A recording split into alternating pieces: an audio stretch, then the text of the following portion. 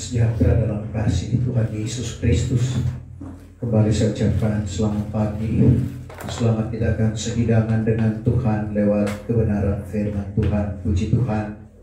Sebagaimana firman Tuhan berkata bahwa kita berada di tengah-tengah dunia yang semakin gelap dengan dosa, di tengah-tengah dunia yang semakin gelap dengan kejahatan. Tapi firman Tuhan berkata seperti kata pemazmur, bahwa firman Tuhan bagaikan pelita bagi kakiku dan suluh pada jalanku. Sehingga dengan adanya terang firman Tuhan, kita tahu di mana kaki kita akan melangkah. Dengan adanya terang firman Tuhan, kita tahu di mana kaki kita akan berpijak. Sebab itu biarlah kita berdoa, tentunya di dalam hati kita masing-masing, supaya firman Tuhan ini benar-benar menjadi jawaban di dalam setiap pergumulan pribadi kita. Saya tidak berkomentar lebih panjang lagi. Segera kita akan membaca satu ayat di dalam firman Tuhan yang saya ambil di dalam kitab Nabi Yesaya pasal 55 ayatnya yang ke-6.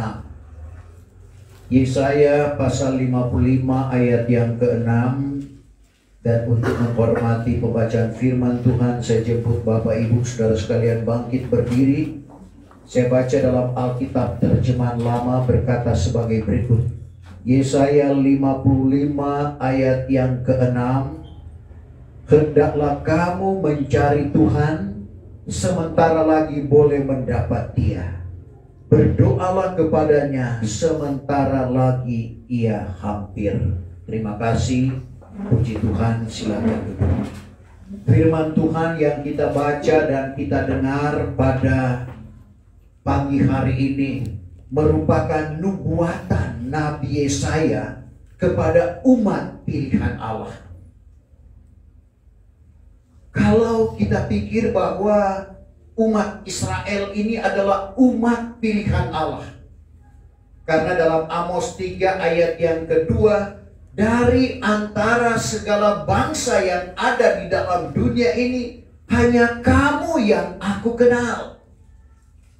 Tetapi mengapa Yesaya menyampaikan nubuat supaya umat pilihan Allah ini mencari Tuhan? Tentunya ada alasan. Sehingga nubuatan ini datang kepada umat pilihan Allah. Dan datang juga kepada Bapak, Ibu, saya dan saudara pada pagi hari ini. Pertama kita perhatikan tentang keberadaan umat Israel pada waktu itu. Di mana dikatakan lembu tahu tuannya. Keledai tahu palungan tuannya. Tetapi Israel tidak lagi berpengetahuan. Umat Tuhan tiada berakal budi. Kalau kita baca dalam pasal 1 ayat yang ketiga, bahwa lembu mengenal orang yang empunya dia. Lembu mengenal orang yang empunya dia. Dan keledai pun tahu akan palung tuannya. Keledai tahu akan palung tuannya. Tetapi Israel tiada berpengetahuan. Israel tidak lagi berpengetahuan. Dan umatku itu tiada berakal budi. Umatku tiada berakal budi. Bayangkan Bapak Ibu Saudara, seolah-olah binatang yang lebih tinggi derajatnya dari umat pilihan Allah. Sedangkan manusia merupakan makhluk ciptaan Allah yang mulia. Apa yang menyebabkan Bapak Ibu Saudara sehingga nubuatan ini datang kepada umat Israel? Ini diakibatkan oleh para pemimpin yang seharusnya jalan yang harus dilalui oleh umat Tuhan pada waktu itu sudah dibongkar oleh para pemimpin. Pemimpin yang menyebabkan sampai umat Israel terjadi demikian. Yesaya 3 ayat yang ke-12. Bahwa pengerah umatku itu anak-anak jua adanya, dan orang perempuan merajalela atasnya. Hai segala umatku, hai segala umatku, kamu disesatkan oleh pemimpin, kamu disesatkan oleh pemimpinmu, dan jalan yang patut kamu jalani, jalan yang patut dijalani oleh umat, itu dibongkarnya. telah dibongkar. Demikian juga yang berlaku di akhir zaman ini, jalan yang harus dilalui oleh umat Tuhan sudah dibongkar oleh para pemimpin. Dan untuk itu firman Tuhan datang kepada Bapak, Ibu, saya dan saudara. Hendaklah kamu mencari Tuhan sementara lagi boleh mendapat Dia. Kenapa nubuatan ini datang? Supaya Bapak, Ibu, saya dan saudara mencari Tuhan. Bukankah kita ini adalah umat pilihan Allah? Tetapi ada hal penting yang diungkapkan oleh Paulus. Ada pahala yang akan kita terima apabila kita mencari Tuhan seperti saat ini. Paulus dalam Ibrani pasal yang ke-11 ayatnya yang ke-6. Ada 3 hal yang diungkapkan oleh Paulus tentang orang yang menghampiri Allah. Ibrani pasal yang ke-11 ayat yang ke-6. Jikalau tiada beriman, Jikalau tidak beriman, mustahil diperkenan Allah. mustahil diperkenan Allah. Orang yang tidak beriman, sekali lagi, mustahil diperkenan Allah. Karena orang yang menghampiri Allah itu, Orang yang menghampiri Allah, Bapak, Ibu, saya dan saudara yang menghampiri Allah itu, wajiblah ia yakin bahwa Allah ada, wajib kita yakin bahwa Allah ada bersama-sama dengan kita. dan lagi bahwa ialah pemberi pahala kepada segala orang yang mencari Dia. Dan kita lihat hal yang penting dalam bagian yang ketiga, bahwa Ia pemberi pahala kepada segala orang yang mencari Dia. Jadi kita yang mencari Tuhan saat ini ada pahala yang disiapkan oleh Tuhan. Apa pahala itu, Bapak, Ibu, saudara? Pertama, bahwa orang yang mencari Tuhan itu akan mengerti segala perkara. Sehingga kita tidak berkata lagi banyak perkara yang tak dapat ku mengerti. Karena orang yang mencari Tuhan mengerti segala perkara. Dan ini yang diungkapkan oleh Raja Salomo, raja yang penuh dengan hikmat. Dalam Amsal pasal 28 ayatnya yang ke-5, dia berkata, 5. Orang jahat tiada mengerti barang yang benar, orang jahat tidak mengerti barang yang benar. tetapi orang yang mencari Tuhan, Perhatikan, orang yang mencari Tuhan, Bapak, Ibu, saya dan saudara yang mencari Tuhan, mengerti segala perkara. mengerti segala perkara. Sekali lagi, kita tidak akan berkata banyak perkara yang tak dapat ku mengerti. Kalau kita berkata demikian berarti kita tidak mencari Tuhan. Tapi orang yang mencari Tuhan mengerti segala perkara. Orang yang mencari Tuhan mengerti bahwa hari-hari terakhir ini kita akan diperhadapkan dengan masa-masa yang sukar. Tapi kita tidak perlu takut, karena orang yang mencari Tuhan mengerti bahwa Tuhan akan bedakan antara orang benar dan orang fasik, antara orang yang beribadah atau orang yang berbakti kepada Tuhan dan yang tidak berbakti kepada Tuhan. Sekali lagi, meskipun kita akan masuk pada masa yang sukar seperti kata Paulus dalam 2 Timotius 3 ayat 1, perhatikan hari-hari terakhir, perhatikan akhir zaman, akan datang masa yang sukar.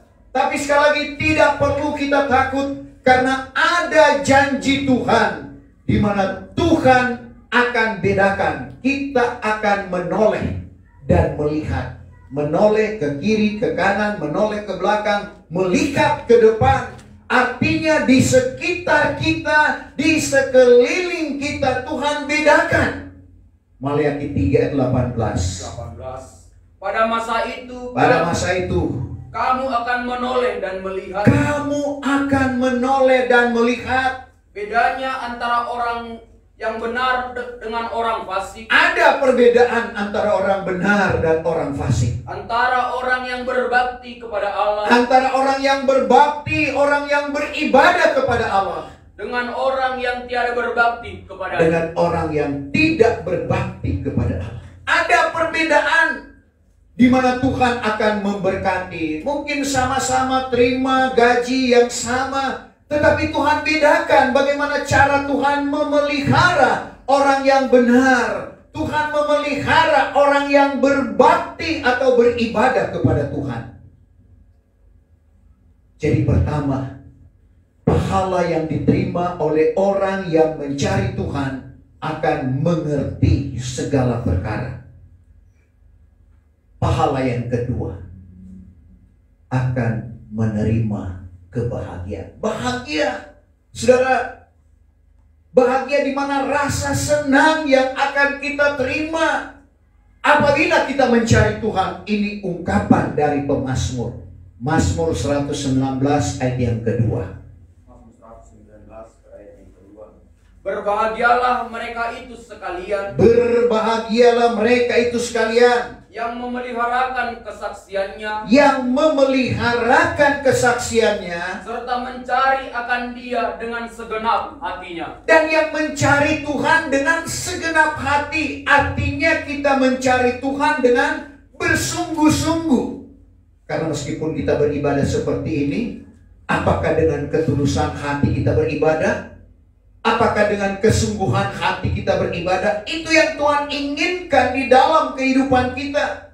Karena meskipun kita buat yang benar kepada Tuhan, tapi kalau tidak dengan segenap hati atau tidak dengan ketulusan hati, seperti Raja Amasya, Raja Yehuda, dia lakukan benar di pemandangan Tuhan, tapi tidak dengan kesungguhan hati, tidak dengan ketulusan hati. Dan ini menjadi peringatan di dalam kehidupan Bapak, Ibu, saya dan saudara.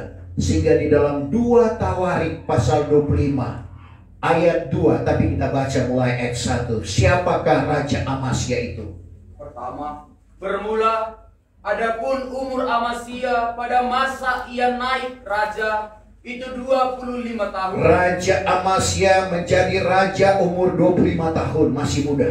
Maka kerajaanlah ia di Yerusalem 29 tahun lamanya. Dan nama bunda baginda itu Yoadan dari Yerusalem. Ayat 2. Maka dibuat baginda barang yang benar kepada pemandangan Tuhan. Dibuat baginda barang yang benar pada pemandangan Tuhan. Tetapi bukan dengan segala tulus hatinya. Tapi bukan dengan segenap hati, terjemahan baru. Tapi bukan dengan ketulusan hati. Sehingga kalau kita baca ayat-ayat selanjutnya, akhirnya dia mati dibunuh. Dia benar melakukan yang dilakukannya terhadap Tuhan, tapi sayangnya tidak dengan ketulusan hati. Tapi saya percaya apa yang kita lakukan beribadah seperti saat ini disertai dengan ketulusan hati, sehingga kita boleh memperoleh kebahagiaan. Karena berbahagialah orang yang mencari Tuhan dengan segenap hati, karena kita akan menerima apa yang dijanjikan oleh Tuhan. Apa yang dijanjikan Tuhan bagi kita yang beribadah? Ada perjanjian hidup sekarang. Saya boleh kategorikan itu perjanjian jasmani. Ada perjanjian hidup yang akan datang, yaitu perjanjian rohani, hidup kekal, keselamatan. Seperti yang dikatakan oleh Paulus dalam 1 Timotius 4 ayat 8. Janji apabila kita beribadah kepada Tuhan. Senam, olahraga, latihan badani diukur dengan firman Tuhan hanya sedikit saja gunanya. Padahal kalau menurut medis, itu sangat bermanfaat bagi kesehatan.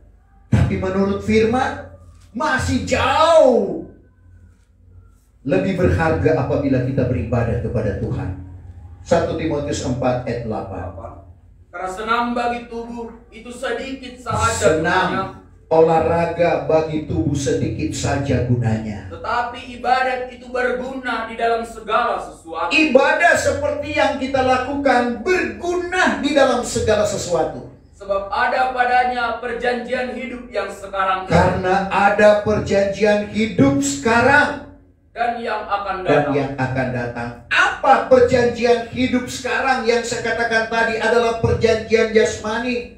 Keluaran 23-25, berbakti kepada Tuhan, roti makananmu diberkati, air minumanmu diberkati, segala penyakit dilalukan dari antara kamu.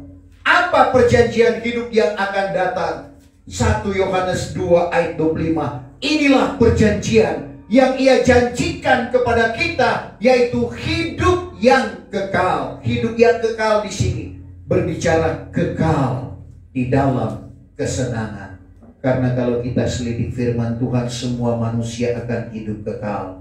Dia orang yang berbakti kepada Tuhan akan hidup kekal. Dia orang jahat tidak berbakti kepada Tuhan akan hidup kekal. Tapi beda tempat. Hidup dalam bahasa Alkitab tadi adalah kekal di dalam kesenangan. Sementara binasa adalah kekal di dalam penderitaan. Jadi Bapak Ibu Saudara, ada kekekalan yang sementara menantikan kita. Dan kekekalan itu ditentukan selagi kita masih hidup di dalam dunia. Apakah kekal di dalam kesenangan atau kekal di dalam penderitaan? Saya percaya kita semua merindukan kekekalan di dalam kesenangan, di mana kita akan bersama-sama dengan Tuhan. Untuk itu mari kita mau lakukan firman Tuhan. Jadi kita perhatikan pahala bagi orang yang mencari Tuhan tadi, mengerti segala perkara dan juga berbahagia. Orang yang mencari Tuhan, Tuhan keluarkan dari segala ketakutan. Ini pengalaman Daud. Bagaimana dia tidak takut kalau dia dikejar oleh Saul dengan tujuan untuk membunuh Daud. Kalau kita dikejar untuk dibunuh, saudara, pasti ada rasa takut di dalam kehidupan kita. Ini yang dialami oleh Daud. Tapi pada waktu dia mencari Tuhan, dia ungkapkan dalam Mazmur 34 ayat yang kelima. Dia sudah mencari Tuhan. Dan apa yang terjadi? Kelima, bahwa aku sudah mencari Tuhan. Aku sudah mencari Tuhan. Lalu ia pun menyahut akan daku. Ia menyahut akan daku. Dan dikeluarkannya aku daripada segala ketakutan. Dikeluarkannya aku dari segala ketakutan. Ini pengalaman Daud. Bagaimana Tuhan keluarkan dia dari ketakutannya pada waktu dia mencari Tuhan. Bahkan dalam ayat 11 dia bilang singa muda boleh kekurangan dan kelaparan. Padahal singa itu adalah binatang atau raja binatang.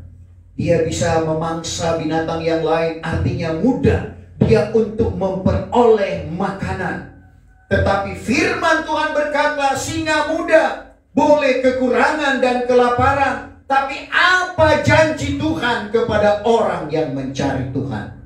Ayat 11 dalam Mazmur 34 tadi. 11. Bahwa singa muda boleh kekurangan dan kelaparan. Singa muda boleh kekurangan dan kelaparan. Akan tetapi orang yang mencari Tuhan itu. Akan tetapi orang yang mencari Tuhan itu.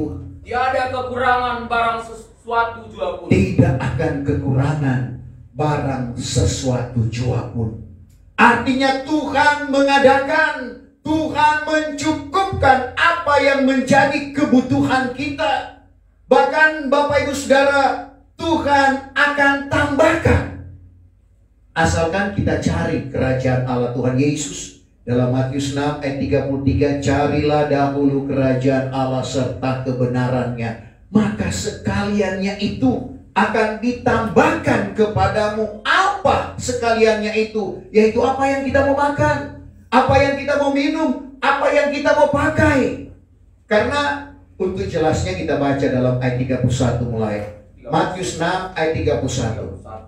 Sebab itu janganlah kamu khawatir. Jangan kamu khawatir. Mengatakan apa yang hendak kami makan. Mengatakan apa yang hendak kami makan. Atau apakah yang hendak kami minum. Apakah yang hendak kami minum.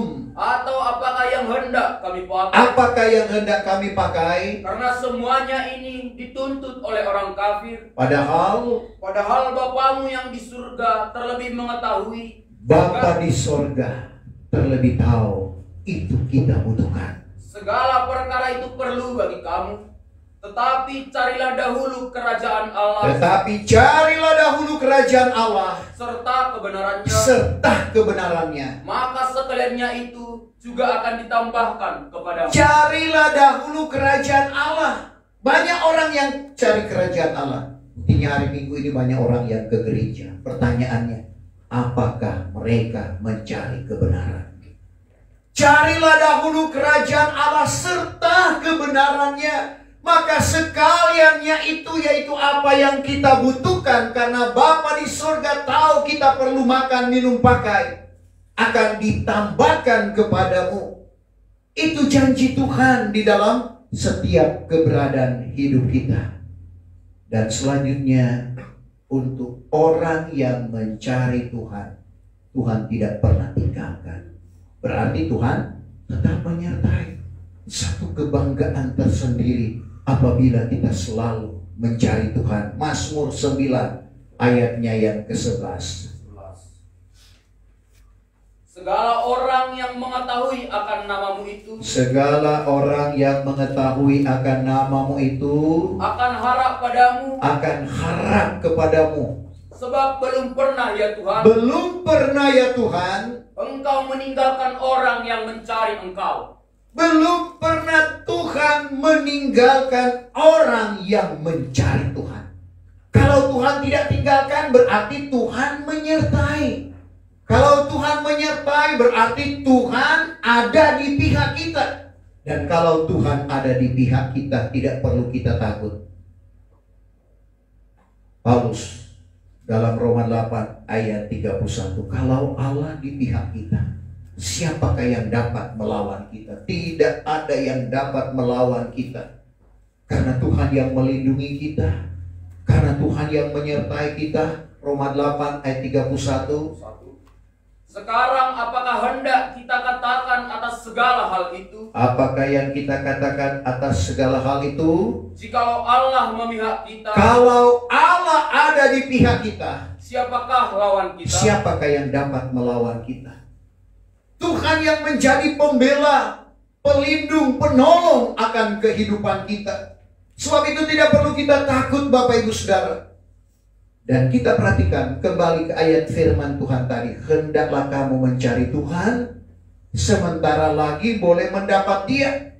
Ternyata Bapak Ibu Saudara, untuk mencari Tuhan tidak pada sembarang tempat. Seperti nubuatan Amos, Tuhan suruh umat Israel cari Tuhan supaya mereka hidup. Tapi ada tempat yang dilarang oleh Tuhan, meskipun tempat itu ada di Kanaan. Kita perhatikan Amos 5 ayat 4 dan ayat 5. Maka sebab itu firman Tuhan kepada bangsa Israel Firman demikian, Tuhan kepada bangsa Israel demikian. carilah aku dan hiduplah, Carilah Tuhan dan hiduplah. tetapi jangan kamu cari Baitel, Jangan cari di Baitel. dan jangan pergi ke Gilgal, Jangan pergi ke Gilgal. dan jangan berangkat ke Berseba. Jangan berangkat ke Berseba. Karena sesungguhnya orang Gilgal akan dipindahkan dengan tertawan, dan Betel akan ditiadakan. Jadi kita lihat Tuhan suruh cari Tuhan, tapi jangan ke Baitel, jangan ke Gilgal, dan jangan berangkat ke Berseba. Saudara, Baitel adalah rumah Allah. Kenapa Tuhan melarang akan umat Israel untuk mencari Tuhan di Baitel?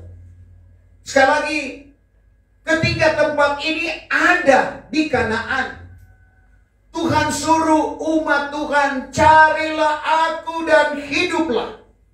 Tapi jangan cari ke Baitel. Baitel sekali lagi adalah rumah Allah. Kalau sekarang gereja.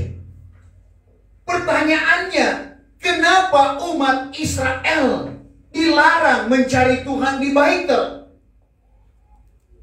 Saudara, kita perhatikan sejarah Baitel. Baitel itu pada waktu Yakub lari dari abangnya Esau. Karena dia telah menipu dan mendapatkan hak kesulungan.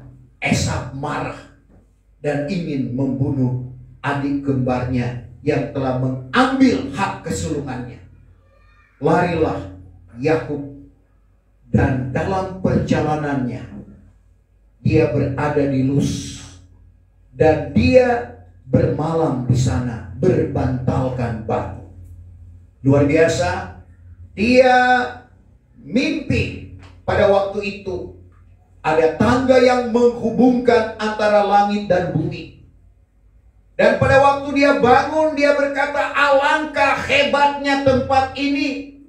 Bukankah ini rumah Allah? Tadinya tempat itu bernama Luz, tapi diganti menjadi Baitel, artinya rumah Allah.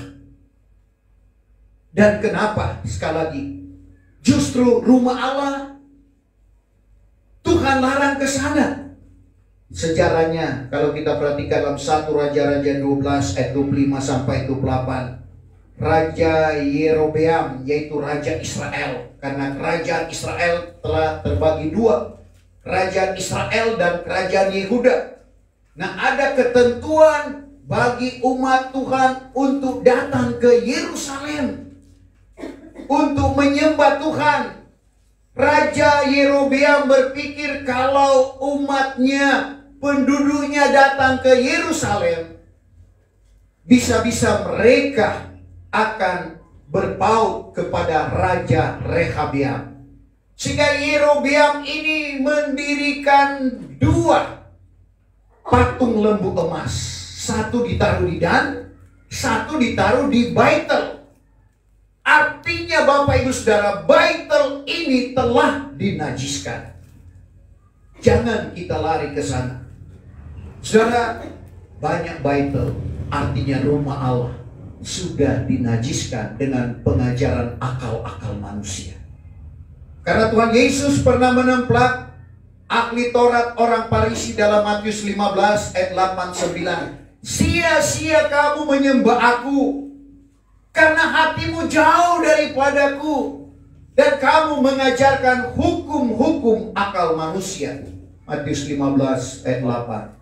Bahwa kaum ini menghormati aku dengan mulutnya. Kaum ini menghormati aku dengan mulutnya, kata Tuhan Yesus. Tetapi hatinya jauh daripada aku. Sayangnya hatinya jauh daripada Tuhan. Sia-sialah mereka itu menyembah aku. Sia-sia mereka itu menyembah aku.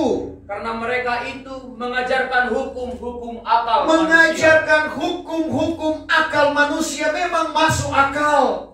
Tapi justru banyak firman Tuhan yang tidak masuk akal. Jadi akal-akal manusia yang membuat firman Tuhan ini dicemarkan. Ditambah dan dikurangi. Apa yang ada dikurangi, apa yang tidak ada ditambah. Sedangkan Amsal 30 ayat 5 dan ayat 6, Agur bin Jakai berkata, firman Allah itu amat suci adanya. Jangan menambah dan mengurangi akan firman Tuhan. Segala firman Allah itu amat suci adanya. Segala firman Allah itu amat suci adanya. Maka ialah laksana perisai bagi segala orang yang berpaut kepadanya. Laksana perisai bagi segala orang yang berpaut kepadanya. Jangan apalah engkau menambahi firman-Nya dengan barang sesuatu. Jangan engkau menambahi firman-Nya dengan barang sesuatu. Supaya jangan dihukumkannya engkau. Supaya jangan dihukumkannya engkau. Dan didapatinya akan dikau seorang pembohong. Didapati engkau seorang pembohong apabila kita menambah dan mengurangi firman Tuhan. Lebih celaka lagi, firman Tuhan melalui pengajaran setan-setan, dan itu berlaku akhir zaman ini. 1 Timotius 4 ayat 1-2, di mana beberapa orang akan gugur daripada iman sebab berpaling pada penguasa di udara dan kepada beberapa pengajaran setan-setan. Ada juga, coba baca ini. Tetapi roh itu berkata dengan nyata. Roh itu berkata dengan nyata bahwa pada akhir zaman beberapa orang akan gugur daripada iman. Beberapa orang akan gugur daripada iman. Sebab berpaling kepada penguasa yang menyesatkan orang dan kepada beberapa pengajaran setan-setan. Sampai di situ. Jadi berpaling pada penguasa di udara dan kepada beberapa pengajaran setan-setan.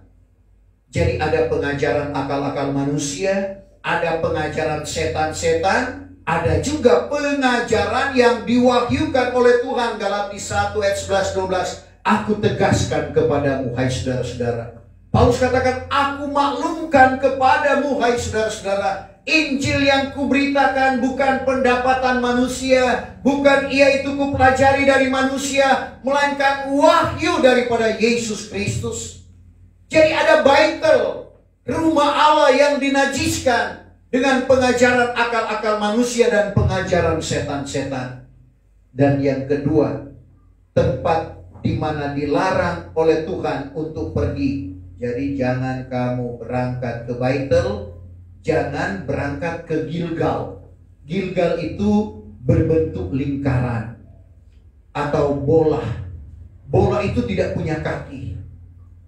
Bola ditendang ke kiri, dia ke kiri, ditendang ke kanan, dia ke kanan. Artinya tidak ada pendirian.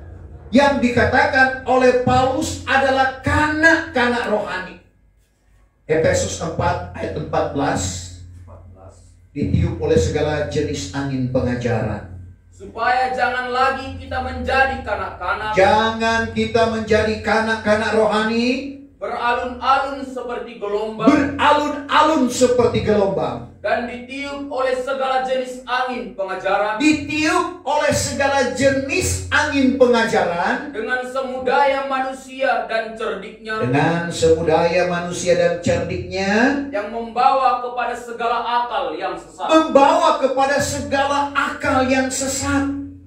Ini berbicara tentang kanak-kanak rohani yang tidak berpendirian di dalam firman Tuhan. Datang firman Tuhan membawakan akal-akal manusia. Amin. Datang firman Tuhan membawakan pelajaran setan-setan. Puji Tuhan. Datang pelajaran yang diwahyukan oleh Tuhan. Haleluya. Semua diterima karena masih kanak-kanak. Belum tahu membedakan mana yang langsung daripada Tuhan dan akal-akal manusia. Jangan kita ke sana, Bapak Ibu Saudara. Lalu yang ketiga, jangan cari di Beersheba. Beersheba itu sumber air panas. Apa yang diungkapkan oleh Tuhan? Ada ibadah bukan panas roh suci, tapi panas emosi. Bukan Roh Kudus yang bekerja, tapi roh emosi. Bagaimana orang yang mandi di air panas enak, Bapak Ibu Saudara. Tapi setelah keluar, merasa kedinginan, bahkan rasa lapar, bahkan ya bisa menggigil, akhirnya sakit. Jadi kita lihat ketiga tempat ini dengan pengertian rohaninya. Kita dilarang untuk ke sana. Lalu kemana? Yeremia 4 ayatnya yang ke-6. Arahkanlah alamatmu ke Sion. Dirikanlah alamat arah ke Sion. Dirikanlah alamat arah ke Sion. Larilah berlepas dirimu. Larilah berlepas dirimu. Janganlah kamu berhenti. Jangan kamu berhenti. Karena aku mendatangkan jahat kelak dari sebelah utara dan kebinasaan yang besar. Jadi kita perhatikan, sebelum antikris itu datang, Bapak Ibu Saudara, menguasai dunia ini, kita disuruh mengarahkan alamat kita ke Sion, di mana terbitnya firman Tuhan dari Yerusalem yang tidak lain berbicara tentang kabar pengantin Kristus. Yesaya 3 ayat yang kedua atau 23. Coba Yesaya 3. Maka akan jadi kelak. Yesaya 2 ayat 3 itu atau 3 ayat 2. Yesaya 2 ayat 3. Maka beberapa bangsa akan berjalan serta katanya, marilah kita naik ke bukit Tuhan. Marilah kita naik ke bukit Tuhan. Ke bukit Allah Yakub. Ke bait Allah Yakub. Supaya diajarnya kita akan segala hal jalannya. Dan dapat kita menjalani dia. Karena dari dalam Sion juga akan terbit. Dari dalam Sion juga akan terbit hukum. Dan firman Tuhan dari dalam Yerusalem. Firman Tuhan dari Yerusalem. Yang tidak lain sekali lagi berbicara tentang kabar pengantin Kristus. Kabar yang diwahyukan oleh Tuhan. Itulah yang sementara kita tekuni saat ini. Jadi jangan kita pergi ke Baitel, ke Gilgal, ke Beersheba. Tapi mari kita mau cari Tuhan di Yerusalem, di Sion. Sion bukan yang ada di Timur Tengah.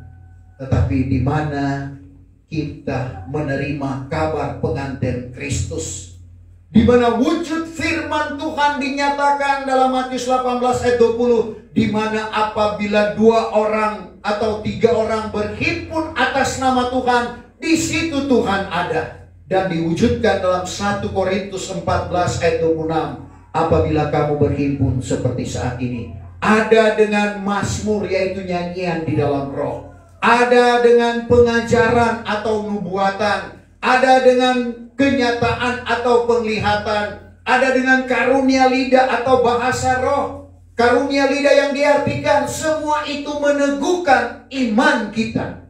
Tidak mengapa kita baca 1 Korintus 14 ayat 26, itulah kabar pengantin Kristus.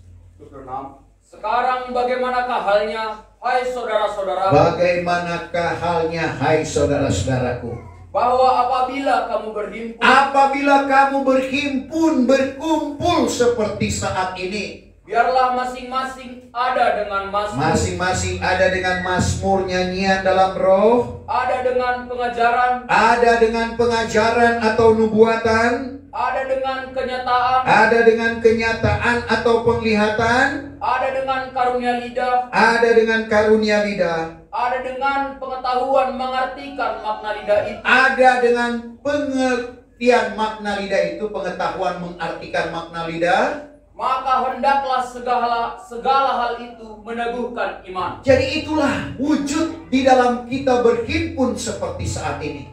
Untuk itu apabila kita mencari Tuhan, kita merindukan kebenaran, pasti kita akan dapatkan itu. Sebagaimana dikatakan dalam Yeremia 29 ayat 13. Mencari dan mendapat.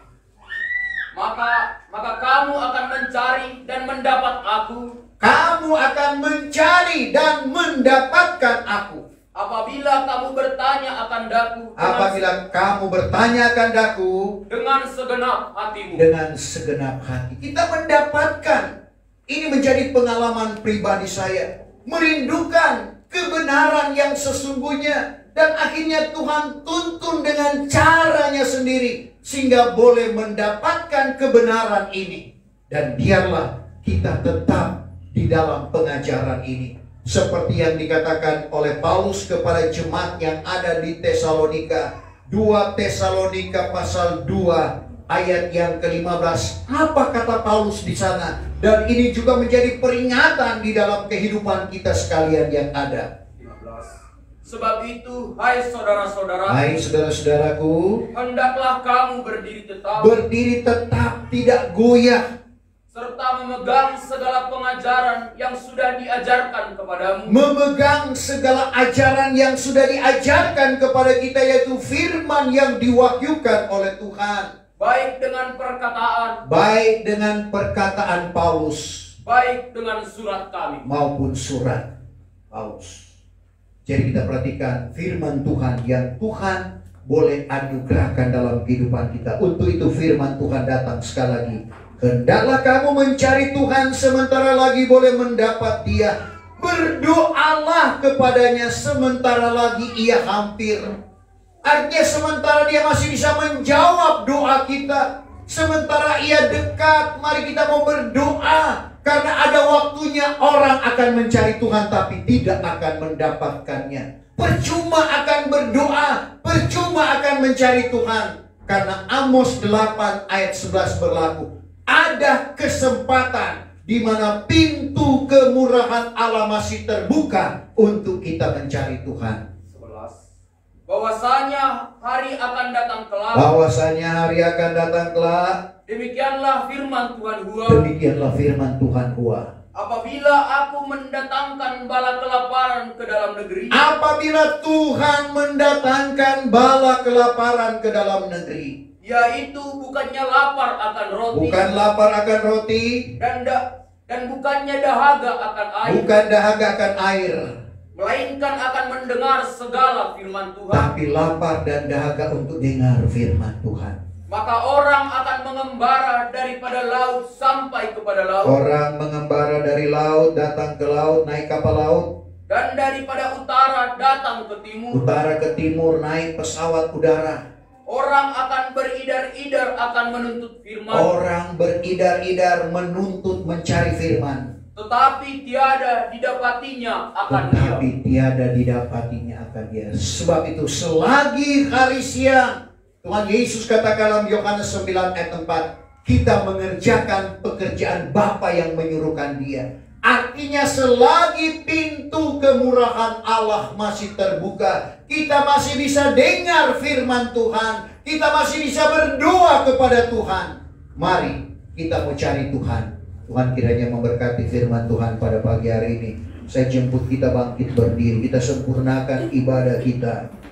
Tak tersembunyi